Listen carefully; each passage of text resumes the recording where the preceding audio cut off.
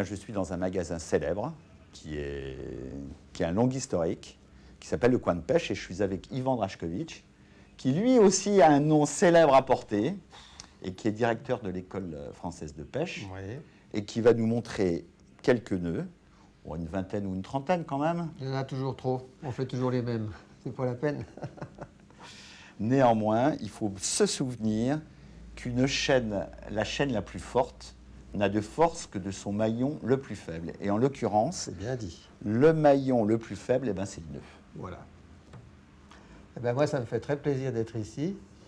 Je vais faire une toute petite parenthèse parce que j'étais dans ce magasin il y a une quarantaine d'années et le propriétaire, le premier, M. Malbranc, m'a donné un cours de pêche à la mouche sur le trottoir. Alors ça me fait quelque chose d'être ici aujourd'hui. Voilà. On va peut-être attaquer alors. Yvan, là tu as une soie, et là le backing.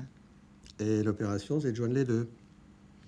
Et je vais m'aider avec une aiguille à verre ou une épingle, qui est à peu près du même diamètre que la soie.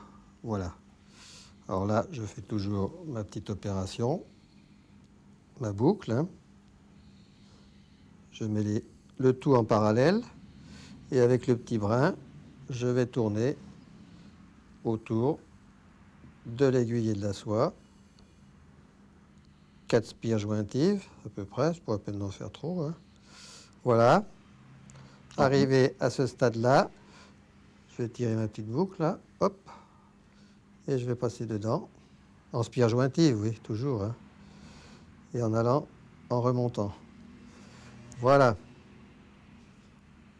Je tire le tout, je dégage l'aiguille, et qu'est-ce que j'ai?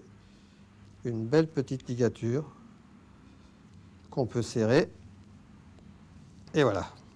Complètement dans l'axe. Qui est vraiment dans l'axe. Je coupe les oreilles. Et après, si on veut peaufiner, une petite goutte de cyanolite. Et ça sera parfait. Ça ne va pas bouger. Hop. Voilà. Ça te convient? Parfait.